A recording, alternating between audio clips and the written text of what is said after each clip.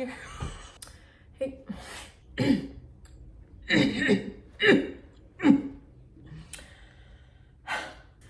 Hey guys, welcome back. I have this pad here. I picked 6 artists for today's video that I love dearly. I'm going to rank them based on my personal favorite styles. Of course, this is opinionated, so let's go. I'm not going in order. The first artist on this list is afjelnseth. I think I'm saying it right. I really hope so. I don't know Swedish. Alexander is an oil painter based in Sweden. My favorite aspects of his work are that his paintings are so vibrant and that he includes light sources in some of his paintings. His understanding of color theory is so insane. Sometimes looking at his paintings look like filters to me, like in such a beautiful way. He's able to capture color so well, and I don't know if he uses references or not. I know that he will make a study before he actually makes a painting. If that's the case, even more insane. It's crazy beautiful. I don't know, but color theory, that man has it down. You definitely get a magical feel when you're looking at his work for sure. So we're gonna put him at number 2. Okay, the second artist is Vanessa, but her brand is V, so we'll call her V. V is an abstract artist and she uses acrylic paint. Her work holds so much color and originality. It's honestly really hard for me not to love her work. It definitely feels very dreamlike, and I can't explain, but maybe even a little bit of like techno or a cyber vibe. The thing that I don't understand is how can someone think of doing something like that? Like, how does your mind make that up? How is she able to reproduce and recreate like this same theme and be able to create, you know, the different shapes and colors and lines? And I mean, there's just so much variety in her work, and it's crazy. It's crazy. It's like when you go to the Mexican restaurant and everything is kind of like the same thing, just in a different form, but everything's really good. That's her work to me. It's just everything that she creates is so good. It seriously blows my mind. So we're gonna put her at number 4. Oh, ignore that. I can't read. She does have a question mark after the V, so we'll put that in there. The third artist is alphonsodunnart. Hope I'm saying that right.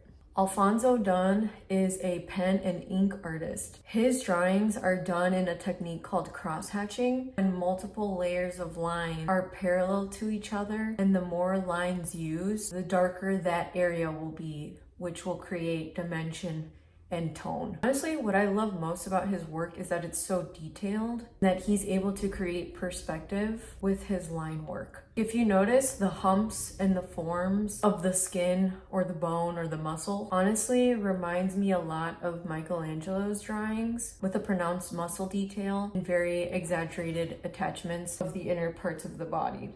Alfonso is definitely an artist that I continuously come back to when I'm practicing anatomy, because his work is just that good. We're going to put Mr. Dunn at number 6. Hopefully I don't butcher his name, but the fourth artist is Kim Wonjin. Kim is a South Korean artist that uses colored pencils. He mainly draws hands, but he's also drawn feet and bodies as well. His work is incredibly detailed. You can see that there's a lot of undertones that pop out from the skin, and it makes it that much fascinating to look at, you know, because you can say, you know, we've got like the greens here, the pinks here, and he's able to really bring those colors out, which, I don't know, it's something so captivating about that. And I think that he does it really well. He's an artist that I can relate to. If you've seen my work, you know that I love drawing hands. So he's also one of my biggest inspirations, and I'm also coming back a lot to Kim's work whenever I'm practicing anatomy or practicing hands. Kim is definitely another artist who I think does it really well. Alfonso Dunn, I know his is ink, so you know it's all in black mainly, or he doesn't have any color, but Kim does, and so I like that I can take from both. You know, Alfonso has the forms in the skin, the muscle, the bone, and Kim really has that color. Kim, we're gonna put at number 3. The 5th artist is, hopefully I don't butcher it, but Hashiro.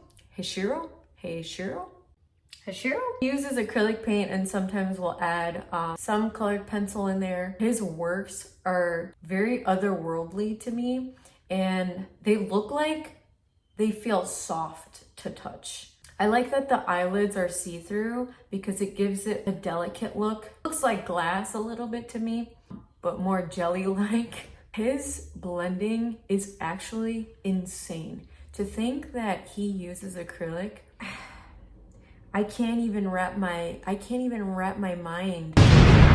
Dude's a freaking maniac. It's honestly so beautiful how he blends his acrylic and has, you can see there's different shades and undertones around the entire piece. Yeah, so his work is definitely one of a kind.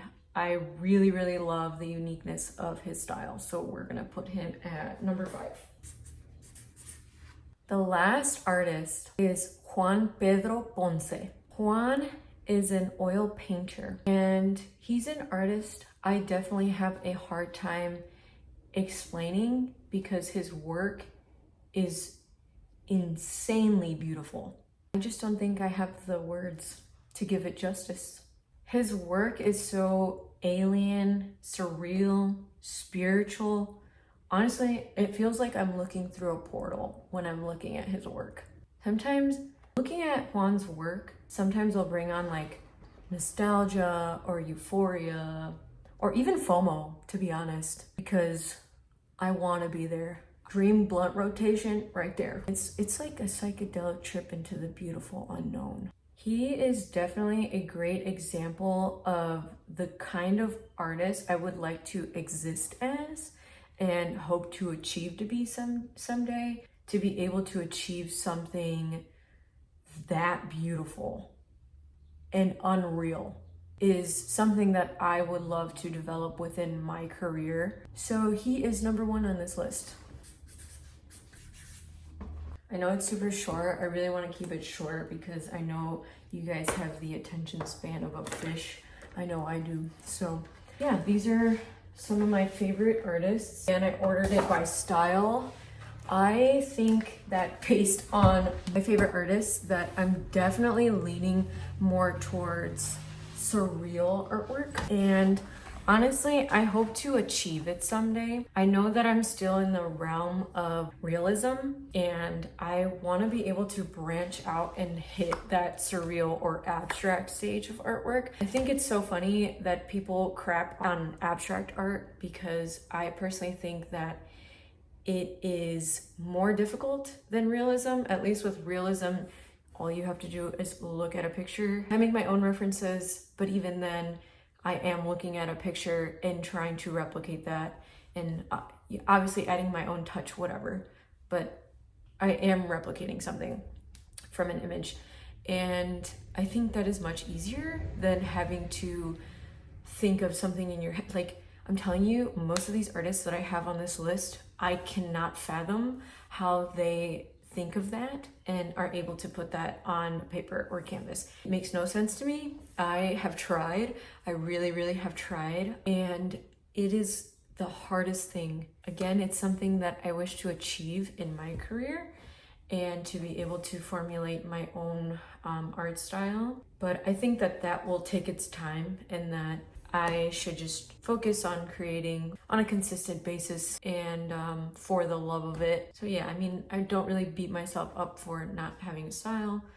Sometimes I do, but it's not often that I do that because I would like to someday, but I definitely think that I'm on my way there. So yeah, these are phenomenal artists that I love to check in on and see their work because it blows my mind. It's insane. I really, really love their work. Yeah, well, that's pretty much it. Thank you for watching. See you next time.